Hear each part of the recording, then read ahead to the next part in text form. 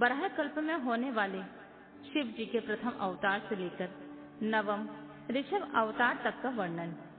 नंदीश्वर कहते हैं, सर्वज्ञ सनत कुमार जी, एक बार रुद्र ने हर्षित होकर ब्रह्मा जी से शंकर जी के चरित्र का प्रेम पूर्वक वर्णन किया था। वह चरित्र सदा परम सुखदायक था, उसे तुम श्रवण करो। वह चरित्र इस प्रकार है। शिव जी ने कहा, ब्राह्मण, बराह कल्प के 7वें मनवंतर में संपूर्ण लोकों को प्रकाशित करने वाले भगवान कल्पेश्वर, जो तुम्हारे प्रपौत्र हैं, वैवस्वत मनु के पुत्र होंगे। तब उस मनवंतर की चतुर्योगियों के किसी द्वापर युग में मैं लोकों पर अनुग्रह करने तथा ब्राह्मणों के हित के लिए प्रकट होऊंगा। ब्राह्मण युक्त प्रवृत्तियों के अनुसार उस प्रथम चतुर्योगी के प्रथम द्वापर युग में जब प्रभु स्वयं ही व्यास होंगे, तब मैं उस कलियुग के अंत में ब्राह्मणों के इथार्थ शिवा शक्ति श्वेत नामक महामुनि होकर प्रकट होऊंगा। उस समय हिमालय के रमणीय शिखर छागल नामक पर्वत श्रेष्ठ पर मेरे शिखाधारी 4 शिष्य उत्पन्न होंगे। उनके नाम होंगे श्वेत, श्वेतसिक, श्वेताश्व और श्वेत लोहित। वे चारों ध्यान योग के आश्रम से मेरे नगर में जाएंगे। वहां वे मुझे अविनाशी को तत्वतः जानकर मेरे भक्त हो जाएंगे तथा जन्म, जरा और मृत्यु से रहित होकर पर ब्रह्मा की समाधि में लीन रहेंगे। वत्स पितामह, उस समय मनुष्य ध्यान के अतिरिक्त दान, धर्म आदि कर्म हेतु तक का साधनों द्वारा मेरा दर्शन नहीं पा सकेंगे। दूसरे द्वापर में प्रजापति सत्यव्यास होंगे। उस समय मैं कलयुग में सुता नाम से उत्पन्न होऊंगा। वहां भी मेरे दुंदुभी, शतरूप, हर्षिक तथा केतुमान नामक 4 वेदवादी द्विज शिष्य होंगे। वे चारों ध्यान योग के बल से मेरे नगर को जाएंगे और मुझ अविनाशी को तत्वतः जानकर मुक्त हो जाएंगे। तीसरे द्वापर में जब भार्गव नामक व्यास होंगे, तब मैं भी नगर के निकट ही दमन नाम से प्रकट होऊंगा। उस समय भी मेरे विशोक, विशेष, विपाप और पापनाशन नामक 4 पुत्र होंगे। चतुरानन, उस अवतार में भी मैं शिष्यों को साथ लेकर व्यास की सहायता करूंगा और कलयुग में निवृत्ति मार्ग को सुदृढ़ बनाऊंगा।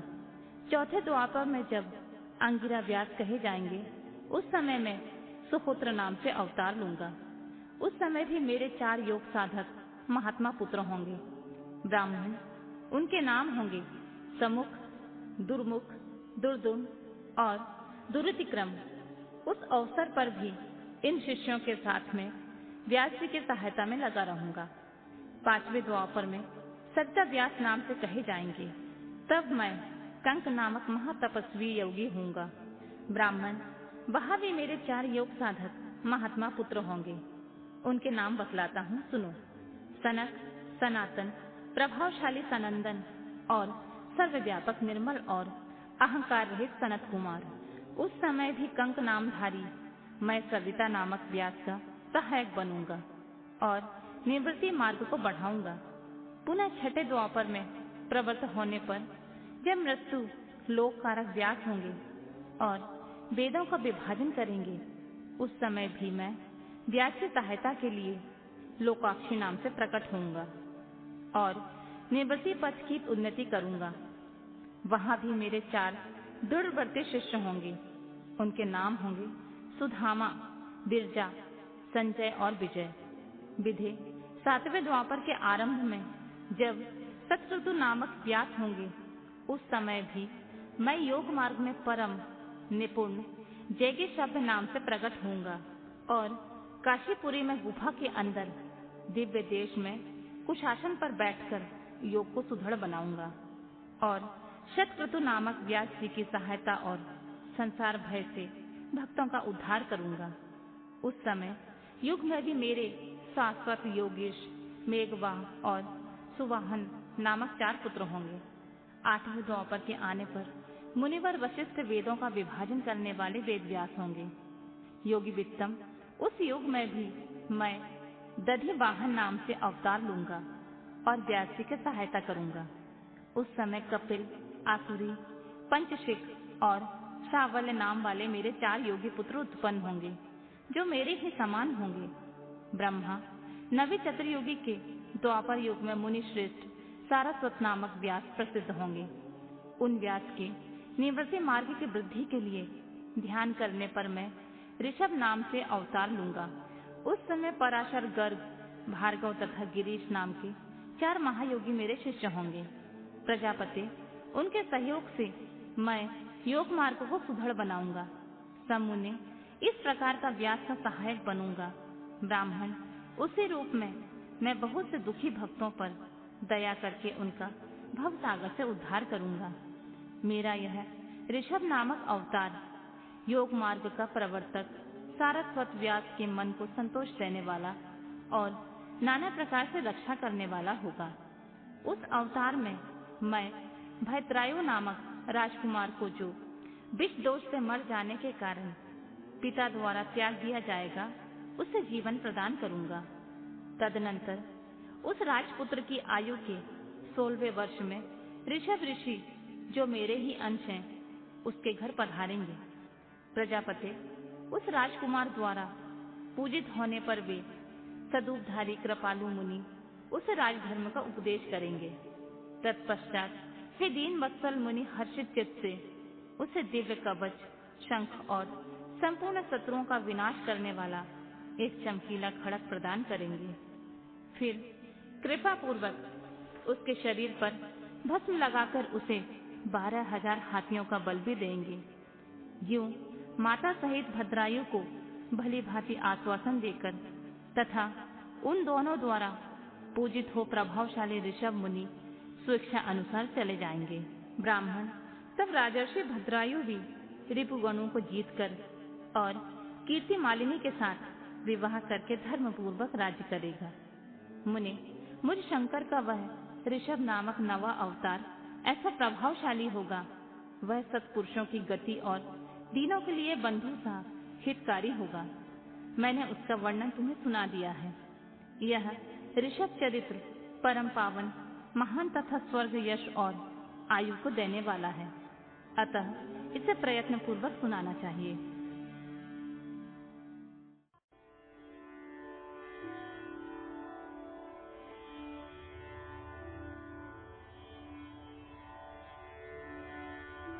अगला अध्याय शिव जी द्वारा 10वें से लेकर 28वें योगेश्वर अवतारों का वर्णन। शिव जी कहते हैं, ब्राह्मण 10वें द्वापर में त्रिधामा नाम के मुनि व्यास होंगे। वे हिमालय के रमणीय शिखर पर्वोत्तम भृगु तुंग पर निवास करेंगे। वहां भी मेरे श्रुति विदित 4 पुत्र होंगे। उनके नाम होंगे भृंग, बलबंधु, नरामित्र और तपोदन केशुचंग। 11वें द्वापर में जब निवत्र नामक व्यास होंगे, तब मैं कलयुग में गंगा द्वार में तप नाम से प्रकट होऊंगा। वहां भी मेरे लंबोदर, लंबाक्ष, केशलंब और प्रलंबक नामक 4 दृढ़वती पुत्र होंगे। 12वें चतुर्युगी के द्वापर युग में शततेजा नाम के व्यास होंगे।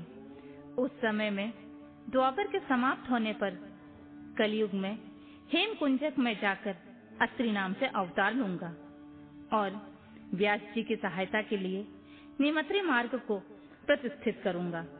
महामुनि वहां भी मेरे सर्वज्ञ, समबुद्धि, साध्य और शर्व नामक 4 उत्तम योगी पुत्र होंगे।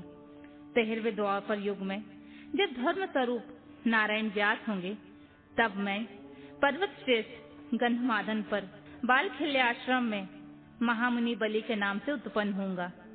वहां भी मेरे सुदामा, कश्यप, वशिष्ठ और विरजा नामक 4 सुंदर पुत्र होंगे। 14वीं चतुर्युगी के द्वापर युग में जब वृक्ष नामक व्यास होंगे, उस समय में अंगिरा के वंश में गौतम नाम से उत्पन्न होऊंगा। उस कलयुग में भी अत्रि, वशद, श्रवण और श्रवष्टक मेरे पुत्र होंगे। 15वें द्वापर में जब त्रियारूढ़ी व्यास होंगे, उस समय में हिमालय के पृष्ठभाग में स्थित वेदशीर्ष नामक पर्वत पर सरस्वती के उत्तर तट का आश्रय ले वेदशिरा नाम से अवतार ग्रहण करूंगा। उस समय महापराक्रमी वेदशिर ही मेरा अस्त्र होगा। वहां भी मेरे 4 पराक्रमी पुत्र होंगे। उनके नाम कुणी, कुणिबाहु, कुशरीर और कुनेत्रक। 16वें द्वापर युग में जब व्यास का नाम देव होगा, तब मैं योग प्रदान करने के लिए परम पुण्यमय गोकर्ण वन में गोकर्ण नाम से प्रकट होऊंगा। वहां भी मेरे कश्यप, उष्णा, चौवन और बृहस्पति नामक 4 पुत्र होंगे। वे जल के समान निर्मल और योगी होंगे तथा उसी मार्ग के आश्रय से लेकर शिवलोक को प्राप्त हो जाएंगे। 17वें चतुर्युगी के द्वापर युग में देव कृतंजय व्यास होंगे। उस समय मैं हिमालय के अत्यंत ऊंचे एवं रमणीय शिखर महालय पर्वत पर गुहावासी नाम से अवतार धारण करूंगा, क्योंकि हिमालय शिव क्षेत्र कहलाता है। वहीं उदत्त, वामदेव, महायोग और महाबल नाम के मेरे भी पुत्र होंगे। 18वीं चतुर्युगी के द्वापर युग में जब मृत्युंजय व्यास होंगे, तब मैं हिमालय के उस सुंदर शिखर पर, जिसका नाम शिखंडी पर्वत है और जहां महान पुण्यमय सिद्ध क्षेत्र है तथा सिद्धों द्वारा सेवित शिखंडी वन भी है, शिखंडी नाम से उत्पन्न होऊंगा। वहां भी वाचश्रवा, रुचिक, श्यावास और यतीश्वर नामक मेरे 4 तपस्वी पुत्र होंगे।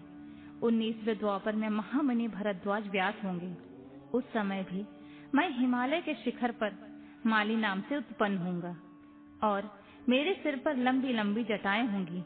वहां भी मेरे सागर के से गंभीर स्वभाव वाले हिरण्यामा, कौशल्य, लोकाक्षी और प्रधिमी नामक पुत्र होंगे।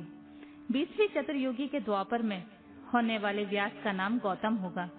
तब मैं भी हिमवान के पृष्ठ भाग में स्थित पर्वत श्रेष्ठ अट्टाहास पर, जो सदा देवता, मनुष्य और यक्षेंद्र, सिद्ध और चारणों द्वारा अधिष्ठित रहता है, अट्टाहास नाम से अवतार धारण करूंगा।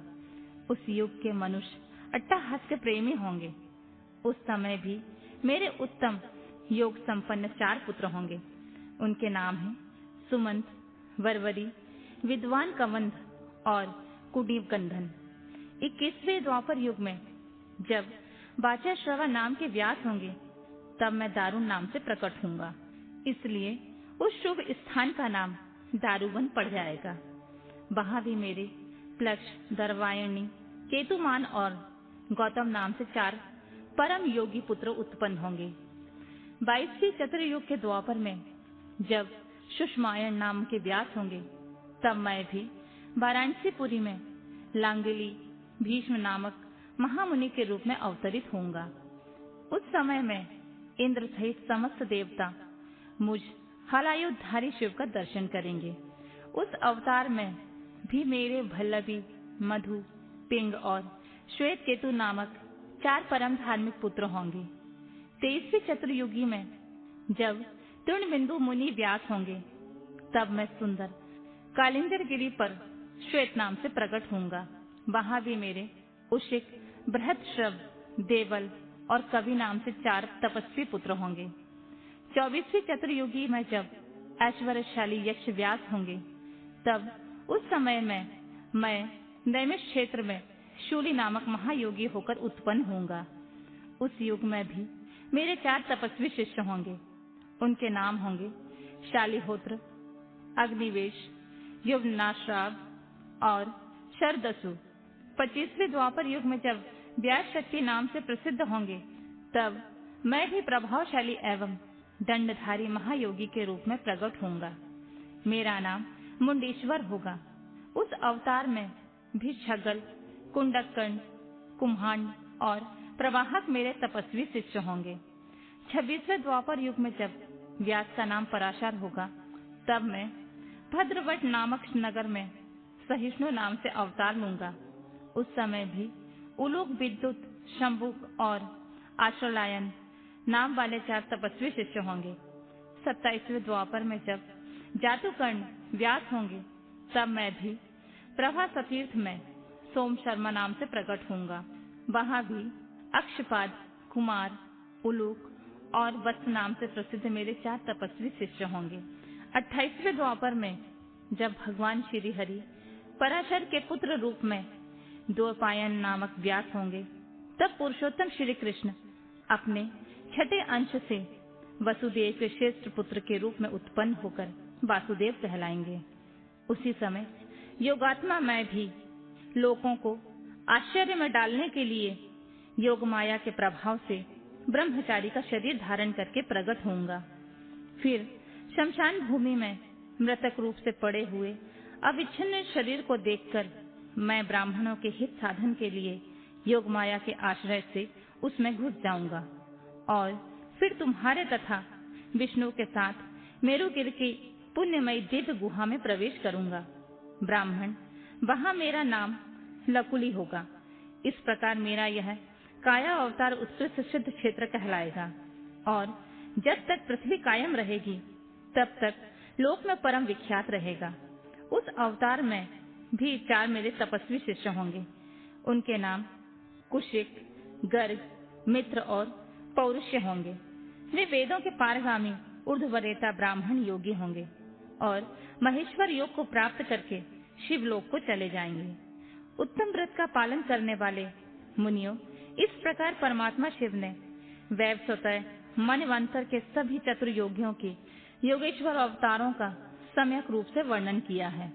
विभो 28 व्यास क्रमशः एक एक करके प्रत्येक द्वापर युग में होंगे और योगेश अवतार प्रत्येक कलयुग के प्रारंभ में।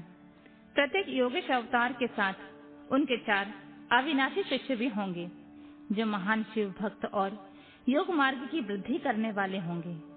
इन पशुपति के शिष्यों के शरीर पर भस्म रमी रहेगी, ललाट त्रिपुंड से सुशोभित रहेगा और रुद्राक्ष की माला ही इनका आभूषण होगा। ये सभी शिष्य धर्मपरायण, वेद वेदांग के पारगामी विद्वान और सदा बाहर भीतर से लिंगार्चन में तत्पर रहने वाले होंगे। ये शिव जी में भक्ति रखकर योग पूर्वक ध्यान में निष्ठा रखने वाले और जितेंद्रिय होंगे। विद्वानों ने इनकी संख्या 112 बतलाई है। इस प्रकार मैंने 28 युगों के क्रम से मनु से लेकर कृष्ण अवतार पर्यंत सभी अवतारों के लक्षणों का वर्णन कर लिया है। जब श्रुति समूह का वेदांत के रूप में प्रयोग होगा तब उस समय कल्प में कृष्ण द्वैपायन व्यास होंगे। यूं महेश्वर ने ब्रह्मा जी पर अनुग्रह करके योगेश्वर अवतारों का वर्णन किया और फिर वे देवेश्वर उनकी ओर दृष्टिपात करके वहीं अंतर ध्यान हो गए।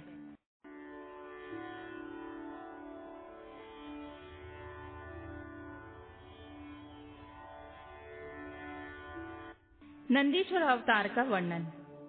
यहाँ तक 42 अवतारों का वर्णन किया गया है। अब नंदीश्वर अवतार का वर्णन किया जा रहा है। सनत कुमार जी ने पूछा, प्रभु, आप महादेव के अंश से उत्पन्न होकर पीछे शिव जी को कैसे प्राप्त हुए थे? यह सारा वृतांत मैं सुनना चाहता हूँ, उसका वर्णन करने की कृपा करें। नंदीश्वर बोले, सर्वज्ञ सनत कुमार जी, मैं जिस प्रकार महादेव के अंश से जन्म लेकर शिव को प्राप्त हुआ उस प्रसंग का वर्णन करता हूँ। तुम सावधानी पूर्वक श्रवण करो। शिलाद नामक एक धर्मात्मा मुनि थे। पितरों के आदेश से उन्होंने अयोनिज सुव्रत मृत्युहीन पुत्र की प्राप्ति के लिए तप करके देवेश्वर इंद्र को प्रसन्न किया, परंतु देवराज इंद्र ने ऐसा पुत्र प्रदान करने में अपने को असमर्थ बताकर सर्वेश्वर महाशक्ति संपन्न महादेव की आराधना करने का उपदेश दिया। तब शिलाद भगवान महादेव को प्रसन्न करने के लिए तप करने लगे। उनके तप से प्रसन्न होकर महादेव वहां पधारे और महासमाधि मग्न शिलाद को थपथपाकर जगाया। तब शिलाद ने शिव का स्तवन किया और भगवान शिव के उन्हें वर देने को प्रस्तुत होने पर उनसे कहा, प्रभु, मैं आपके ही समान मृत्युहीन अयोनिज पुत्र चाहता हूँ। तब शिव जी प्रसन्न होकर मुनि से बोले, तपोधन विप्र, पूर्व काल में ब्रह्मा ने, मुनियों ने तथा बड़े बड़े देवताओं ने मेरे अवतार धारण करने के लिए तपस्या द्वारा मेरी आराधना की थी। इसलिए मुने, यद्यपि मैं सारे जगत का पिता हूँ, फिर भी तुम मेरे पिता बनोगे और मैं तुम्हारा अयोनिज पुत्र होऊंगा तथा मेरा नाम होगा नंदी। नंदीश्वर कहते हैं, मुनि, यूं कहकर कृपालु शंकर ने अपने चरणों में प्रणिपात करके सामने खड़े हुए शिलाद मुनि की ओर कृपा दृष्टि से देखा और उन्हें ऐसे आदेश से वे तुरंत ही उमा सहित वहां से अंतर्ध्यान हो गए। महादेव जी के चले जाने के पश्चात महामुनि शिलाद ने अपने आश्रम में आकर ऋषियों से यह सारा वृतांत कह सुनाया। कुछ समय बीत जाने के बाद जब यज्ञ वेताओं में श्रेष्ठ मेरे पिताजी यज्ञ करने के लिए यज्ञ क्षेत्र को जोत रहे थे, उसी समय मैं शंभु की आज्ञा से यज्ञ के पूर्व भाग ही उनके शरीर से उत्पन्न हो गया। उस समय मेरे शरीर की प्रभा युगांतकालीन अग्नि के समान थी। तब सारी दिशाओं में प्रसन्नता छा गई और शिलाद मुनि की भी बड़ी प्रशंसा हुई। उधर शिलाद ने जब मुझे बालक को प्रलयकालीन सूर्य और अग्नि के सादृश्य प्रभावशाली त्रिनेत्र, चतुर्भुज, प्रकाशमान, जटा मुकुटधारी, त्रिशूल आदि आयुधों से युक्त सर्वदा रुद्र रूप में देखा, तब मैं महान आनंद में निमग्न हो गए और मुझ प्रणव को नमस्कार करके कहने लगे। शिलाद बोले, सुरेश्वर, चूंकि तुमने नंदी नाम से प्रकट होकर मुझे आनंदित किया है, इसलिए मैं तुम आनंदमय जगदीश्वर को नमस्कार करता हूँ। नंदीश्वर जी कहते हैं, मुने, तदनंतर जैसे निर्धन को निधि प्राप्त हो जाने से प्रसन्नता होती है, उसी प्रकार मेरी प्राप्ति से हर्षित होकर पिताजी ने महेश्वर की भली भांति वंदना की और फिर मुझे लेकर वे शीघ्र ही अपने पर्णशाला को चल दिए। महामुने, जब मैं शिलाद की कुटिया में पहुंच गया, तब मैंने अपने उस रूप का परित्याग करके मनुष्य रूप धारण कर लिया। तदनंतर शालकायन नंदन पुत्र वत्सल शिलाद ने मेरे जात कर्म आदि सभी संस्कार संपन्न किए। फिर 5वें वर्ष में पिताजी ने मुझे शांगोपांग संपूर्ण वेदों का तथा अन्य शास्त्रों का भी अध्ययन कराया। 7वां वर्ष पूरा होने पर शिव जी की आज्ञा से मित्र और वरुण नाम के मुनि मुझे देखने के लिए पिताजी के आश्रम पर पधारे। शिलाद मुनि ने उनकी पूरी आभा भगत की। जब वे दोनों महात्मा मुनीश्वर आनंद पूर्वक आसन पर विराज गए, तब मेरी ओर बारंबार निहार कर बोले। मित्र और वरुण ने कहा, तात शिलाद, यद्यपि तुम्हारा पुत्र नंदी संपूर्ण शास्त्रों के अर्थों का पारगामी विद्वान है, तथापि इसकी आयु बहुत थोड़ी है। हमने बहुत तरह से विचार करके देखा है, परंतु इसकी आयु 1 वर्ष से अधिक नहीं दिखती। उन विप्रवरों के यूं कहने पर पुत्र वत्सल शिलाद नंदी को छाती से लगाकर दुखार्त होकर फूट फूट कर रोने लगे।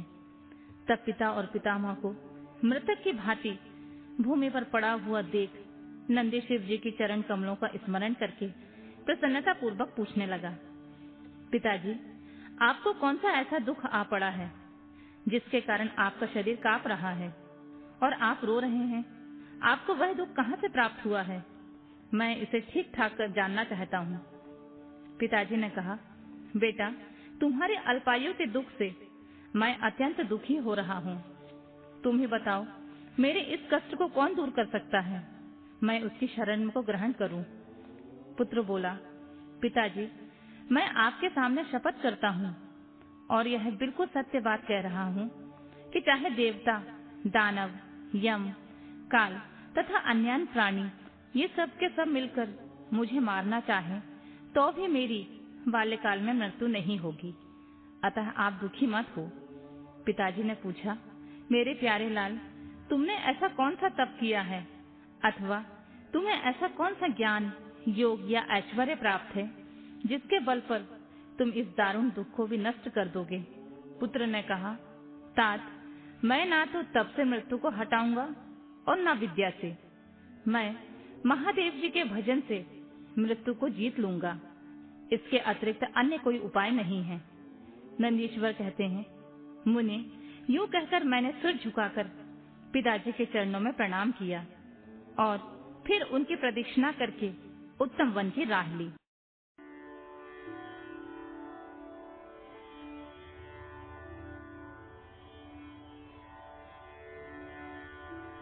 नंदीश्वर के जन्म, वर प्राप्ति अभिषेक और विवाह का वर्णन। नंदकेश्वर कहते हैं, मुने, वन में जाकर मैंने एकांत स्थान में अपना आसन लगाया और उत्तम बुद्धि का आश्रय ले मैं उग्र तप में प्रवृत्त हुआ, जो बड़े बड़े मुनियों के लिए भी दुष्कर था। उस समय मैं नदी के पावन उत्तर तट पर सुदृढ़ रूप से ध्यान लगाकर बैठ गया और एकाग्र तथा समाहित मन से अपने हृदय कमल के मध्य भाग में 3 नेत्र 10 भुजा तथा 5 मुख वाले शांति स्वरूप देवाधिदेव सदाशिव का ध्यान करके रुद्र मंत्र का जाप करने लगा। तब उस जप में मुझे तल्लीन देखकर चंद्रभूषण परमेश्वर महादेव प्रसन्न हो गए और उमा सहित वहां पधार कर प्रेम पूर्वक बोले, शिलाद नंदन, तुमने बड़ा उत्तम तप किया है। तुम्हारी इस तपस्या से संतुष्ट होकर मैं तुम्हें वर देने के लिए आया हूँ। तुम्हारे मन में जो अभीष्ट हो वह मांग लो। महादेव जी के यूं कहने पर मैं सिर के बल उनके चरणों में लौट गया और फिर बुढ़ापा तथा शोक का विनाश करने वाले परमेशान की स्तुति करने लगा। तब परम कष्टहारी वृषभ ध्वज परमेश्वर शंभु ने मुझ परम भक्ति संपन्न नंदी को, जिसके नेत्रों में आंसू छलक आए थे और जो सिर के बल चरणों में पड़ा था, अपने दोनों हाथों से पकड़कर उठा लिया और शरीर पर हाथ फेरने लगे। फिर वे जगदीश्वर, गणा अध्यक्षों तथा हिमाचल कुमारी पार्वती देवी की ओर दृष्टिपात करके मुझे कृपा दृष्टि से देखते हुए यूं कहने लगे, वत्स नंदी, उन दोनों विप्रों को तो मैंने ही भेजा था महाप्राज्ञ। तुम्हें मृत्यु का भय कहाँ? तुम तो मेरे ही समान हो, इसमें तनिक भी संशय नहीं है। तुम अमर, अजय, दुख रहित, अपव्यय और अक्षय होकर सदा गणनायक बने रहोगे तथा पिता और सुहृद वर्ग सहित मेरे प्रियजन होगे। तुम में मेरे ही समान बल होगा। तुम नित्य मेरे पार्श्व भाग में स्थित रहोगे और तुम पर निरंतर मेरा प्रेम बना रहेगा। मेरी कृपा से जन्म, जरा और मृत्यु तुम पर अपना प्रभाव नहीं डाल सकेंगे। नंदीश्वर कहते हैं, मुने, यूं कहकर कृपा सागर शंभु ने कमलों की बनी हुई अपने शिरोमाला को उतारकर तुरंत ही मेरे गले में डाल दिया। विप्रवर, उस समय माला के गले में पड़ते ही मैं 3 नेत्र और 10 भुजाओं से संपन्न हो गया तथा शंकर सा प्रतीत होने लगा। तदनंतर परमेश्वर शिव ने मेरा हाथ पकड़कर पूछा, बताओ अब तुम्हें कौन सा उत्तम वर दूं? फिर उन वृषभ ध्वज ने अपनी जटा में स्थित हार के समान निर्मल जल को हाथ में ले तुम नदी हो जाओ, यूं कहकर उसे छोड़ दिया। तब वह जल उत्तम ढंग से बहने वाली स्वच्छ जल से परिपूर्ण महान वेदशालिनी दिव्य रूपा 5 सुंदर नदियों के रूप में परिवर्तित हो गई। उनके नाम है जटोदका, त्रिस्रोता, वृषध्वनि, स्वर्णोदका और जम्बू नदी। मुने, यह पंच नद शिव के पृष्ठभाग की भांति परम शुभ है। महेश्वर के निकट इसका नाम लेने से यह परम पावन हो जाता है। जो मनुष्य पंच नद पर जाकर स्नान और जप करके परमेश्वर शिव का पूजन करता है, वह शिव सायुज्य को प्राप्त होता है, इसमें संशय नहीं है। तत्पश्चात शंभु ने उमा से कहा, अव्यवे, मैं नंदी का अभिषेक करके इसे गणाध्यक्ष बनाना चाहता हूँ। इस विषय में तुम्हारी क्या राय है? तब उमा देवी बोली, देवेश, आप नंदी को गणाध्यक्ष पद प्रदान कर सकते हैं, क्योंकि परमेश्वर यह शिलाद नंदन मेरे लिए पुत्र सरीखा है। इसलिए नाथ, यह मुझे बहुत ही प्यारा है। तदनंतर भक्तवत्सल भगवान शंकर ने अपने अतुल बलशाली गणों को बुलाकर उनसे कहा, गणनायकों, तुम सब लोग मेरी एक आज्ञा का पालन करो। यह मेरा प्रिय पुत्र नंदीश्वर सभी गणनायकों का अध्यक्ष और गणों का नेता है। इसलिए तुम सब लोग मिलकर इसका मेरे गणों के अधिपति पद पर प्रेम पूर्वक अभिषेक करो। आज से यह नंदीश्वर तुम लोगों का स्वामी होगा। नंदीश्वर कहते हैं, मुने, शंकर जी के इस कथन पर सभी गणनायकों ने एवमस्तु कहकर उसे स्वीकार किया और वे सामग्री जुटाने में लग गए। फिर सब देवताओं और मुनियों ने मिलकर मेरा अभिषेक किया।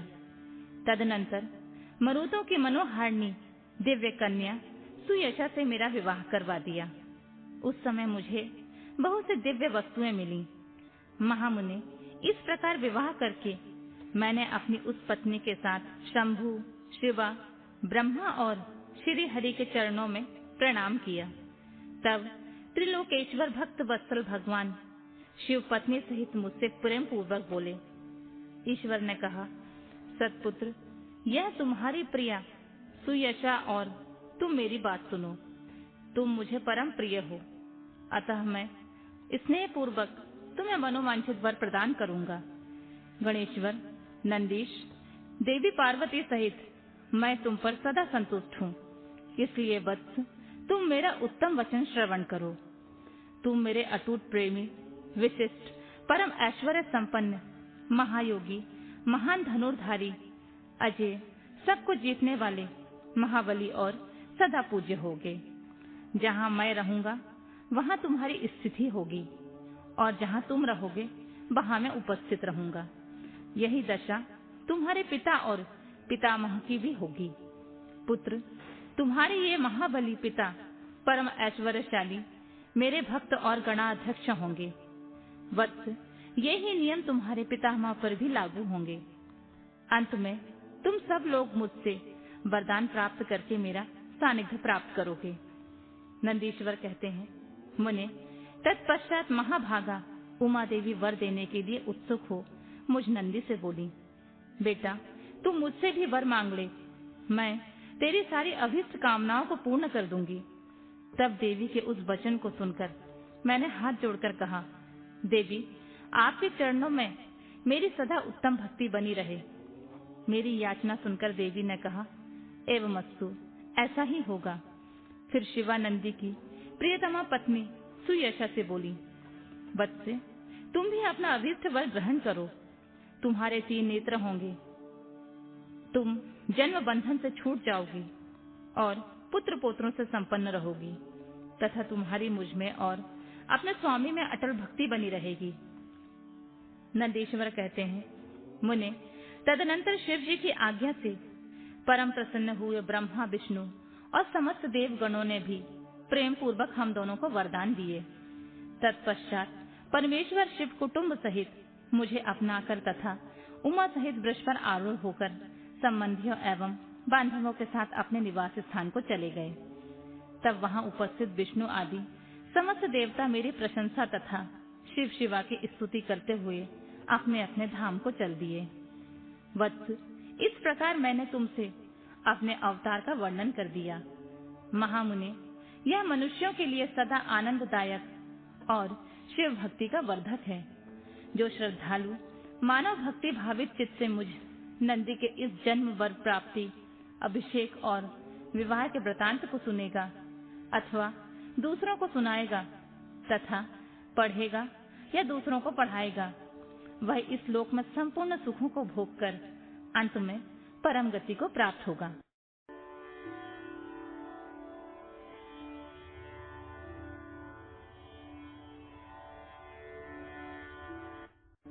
काल भैरव का महात्मा, विश्वानर की तपस्या और शिव जी का प्रसन्न होकर उनकी पत्नी सुचेष्मती के गर्भ से उनके पुत्र रूप में प्रकट होने का उन्हें वरदान देना। तदनंतर भगवान शंकर के भैरवा अवतार का वर्णन करके नंदीश्वर ने कहा, महामुनि, परमेश्वर शिव उत्तमोत्तम लीलाएं रचने वाले तथा सत्पुरुषों के प्रेमी हैं। उन्होंने मार्गशीर्ष मास के कृष्ण पक्ष की अष्टमी को भैरव रूप से अवतार लिया था। इसलिए जो मनुष्य मार्गशीर्ष मास की कृष्ण अष्टमी को काल भैरव के सनिकट उपवास करके रात्रि में जागरण करता है, वह समस्त पापों से मुक्त हो जाता है। जो मनुष्य अत्यंत भी भक्ति पूर्वक जागरण सहित इस व्रत का अनुष्ठान करेगा, वह भी महापापों से मुक्त होकर सद्गति को प्राप्त हो जाएगा। प्राणियों के लाखों जन्मों में किए हुए जो पाप हैं, वे सब के सब काल भैरव के दर्शन से निर्मल हो जाते हैं। जो मूर्ख काल भैरव के भक्तों का अनिष्ट करता है, वह इस जन्म में दुख भोग कर पुनः दुर्गति को प्राप्त होता है। जो लोग विश्वनाथ के भक्त तो हैं, परंतु काल भैरव की भक्ति नहीं करते हैं, उन्हें महान दुख की प्राप्ति होती है। काशी में तो इसका विशेष प्रभाव पड़ता है। जो मनुष्य वाराणसी में निवास करके काल भैरव का भजन नहीं करता है, उसके पाप शुक्ल पक्ष में चंद्रमा की भांति बढ़ते रहते हैं। जो काशी में प्रत्येक भोमवार की कृष्ण अष्टमी के दिन कालराज का भजन पूजन नहीं करता, उसका पुण्य कृष्ण पक्ष के चंद्रमा के समान क्षीण हो जाता है। तदनंतर नंदीश्वर ने वीरभद्र तथा शरभावतार का वृतांत सुनाकर कहा, ब्रह्मपुत्र भगवान शिव जिस प्रकार प्रसन्न होकर विश्वानर मुनि के घर अवतीर्ण हुए थे, शशिमौली के उस चरित्र को तुम प्रेम पूर्वक श्रवण करो। उस समय वे तेज की निधि अग्नि रूपा सर्वात्मा परम प्रभु शिव अग्नि लोक के अधिपति रूप से ग्रहपति नाम से अवतीर्ण हुए थे। पूर्व काल की बात है। नर्मदा के रमणीय तट पर नर्मपुर नाम का एक नगर था। उस नगर में विश्वानर नाम के एक मुनि निवास करते थे। उनका जन्म शांडिल्य के गोत्र में हुआ था। वे परम पावन पुण्यात्मा शिव भक्त ब्रह्म तेज की निधि और जितेंद्रिय थे। ब्रह्मचर्य आश्रम में उनकी बड़ी निष्ठा थी। वे सदा ब्रह्म यज्ञ में तत्पर रहते थे। फिर उन्होंने शुचितमती नाम की एक सद्गुणवती कन्या से विवाह कर लिया और वे ब्राह्मण चित कर्म करते हुए देवता तथा पितरों को प्रिय लगने वाला जीवन बिताने लगे। इस प्रकार जब बहुत सा समय व्यतीत हो गया, तब उन ब्राह्मण की भार्या सुचितमती, जो उत्तम व्रत का पालन करने वाली थी, अपने पति से बोली, प्राणनाथ, स्त्रियों के योग जितने आनंदप्रद भोग हैं, उन सबको मैंने आपकी कृपा से आपके साथ रहकर भोग लिया। परंतु नाथ, मेरे हृदय में एक लालसा चिरकाल से वर्तमान है और वह गृहस्थों के लिए भी उचित है। उसे आप पूर्ण करने की कृपा करें। स्वामी, यदि मैं वर पाने के योग हूँ, तो आप मुझे वर देना चाहते हैं, तो मुझे महेश्वर सरी का पुत्र प्रदान कीजिए। इसके अतिरिक्त मैं दूसरा वर नहीं चाहती। नंदीश्वर कहते हैं, मुने, पत्नी की बात सुनकर पवित्र व्रत परायण ब्राह्मण विश्वानर क्षण भर के लिए समाधिस्थ हो गए और हृदय में यूं विचार करने लगे, अहो, मेरी इस सूक्ष्मांगी पत्नी ने कैसा अत्यंत दुर्लभ वर मांगा है। यह तो मेरे मनोरथ पद से बहुत दूर है। अच्छा, शिव जी तो सब कुछ करने में समर्थ हैं। ऐसा प्रतीत होता है मानो उन शंभु ने ही इसके मुख में बैठकर वाणी रूप से ऐसी बात कही है। अन्यथा दूसरा कौन ऐसा करने में समर्थ हो सकता है।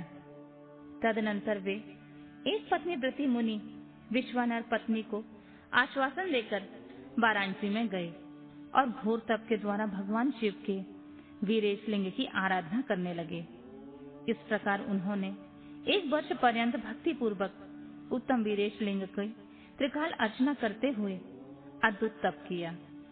13वां मास आने पर एक दिन वे दुष्वर प्रातः काल त्रिपथगामिनी गंगा के जल में स्नान करके ज्यों ही वीरेश के निकट पहुंचे, त्यों ही उन तपोधन को उस लिंग के मध्य में एक 8 वर्षीय त्रिमूर्ति भूषित बालक दिखाई दिया। उस नग्न शिशु के नेत्र कानों तक फैले हुए थे। ओंठों पर गहरी लालिमा छाई हुई थी। मस्तक पर पीले रंग का सुंदर जटा सुशोभित थी। उसके मुख पर हंसी खेल रही थी।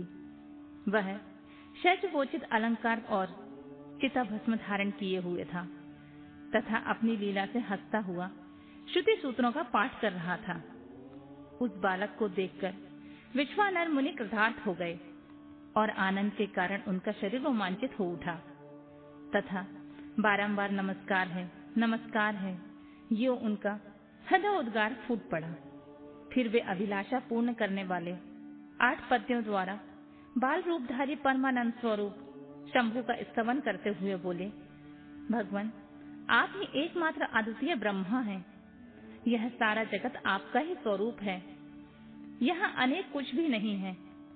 यह बिल्कुल सत्य है कि एकमात्र रुद्र के अतिरिक्त दूसरे किसी की सत्ता नहीं है। इसलिए मैं आप महेश की शरण ग्रहण करता हूँ। शंभु, आप ही सबके कर्ता हर्ता हैं तथा जैसे आत्मधर्म एक होते हुए भी अनेक रूपों से दिखता है, उसी प्रकार आप भी एक रूप होकर नाना रूपों में व्याप्त हैं। फिर भी आप रूप रहित हैं। इसलिए आप ईश्वर के अतिरिक्त मैं किसी दूसरे की शरण नहीं ले सकता। जैसे रज्जु में सर्प, सीपी में चांदी और मृग मरीचिका में जल प्रवाह का भान मिथ्या है, उसी प्रकार जिसे जान लेने पर यह विश्व प्रपंच मिथ्या भाषित होता है, उन महेश्वर की मैं शरण लेता हूँ। शंभु, जल में जो शीतलता, अग्नि में जो दाहकता, सूर्य में गर्मी, चंद्रमा में आहतकारिता, पुष्प में गंध और दुग्ध में घी विद्यमान है, वह आपका ही स्वरूप है। अतः मैं आपकी शरण हूँ। आप कान रहित होकर शब्द सुनते हैं, नासिका विहीन होकर सूंघते हैं, पैर न होने पर भी दूर तक चले जाते हैं, नेत्रहीन होकर भी सब कुछ देखते हैं और जिह्वा रहित होकर भी समस्त रसों के ज्ञाता हैं। भला आपको सम्यक रूप से कौन जान सकता है? इसलिए मैं आपकी शरण में जाता हूँ।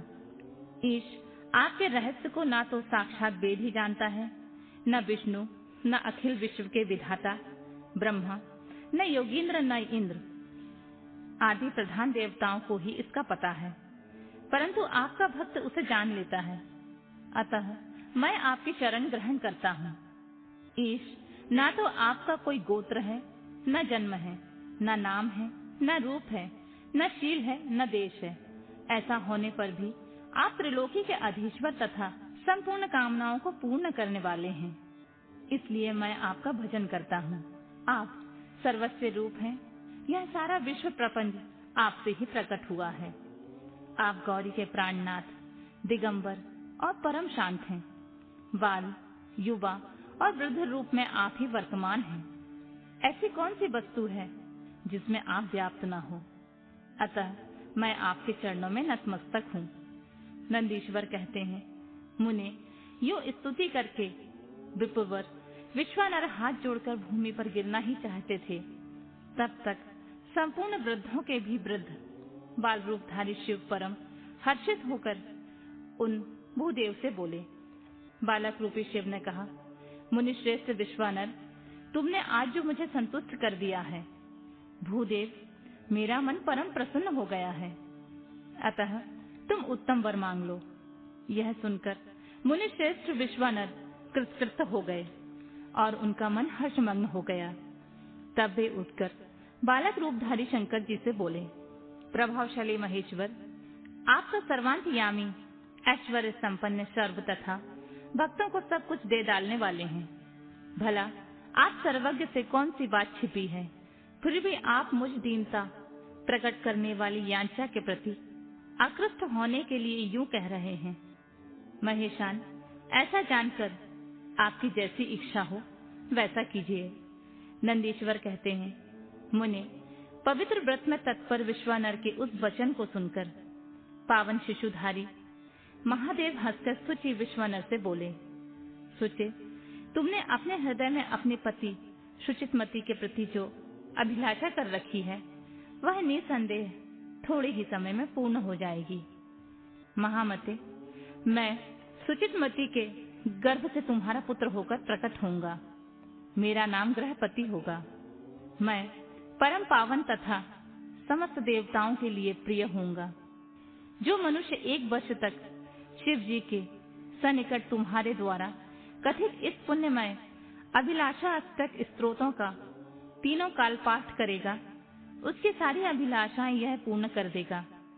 इस स्त्रोत का पाठ पुत्र, पौत्र और धन का प्रदाता, सर्वथा शांतिकारक, सारी विपत्तियों का विनाशक, स्वर्ग और मोक्ष रूप संपत्ति का कर्ता तथा समस्त कामनाओं को पूर्ण करने वाला है। निसंदेह यह अकेला ही समस्त स्त्रोतों के समान है। नंदीश्वर कहते हैं, मुने, इतना कहकर बाल रूपधारी शंभु, जो सत्पुरुषों की गति है, अंत ध्यान हो गए तब विप्रवर विश्वानर भी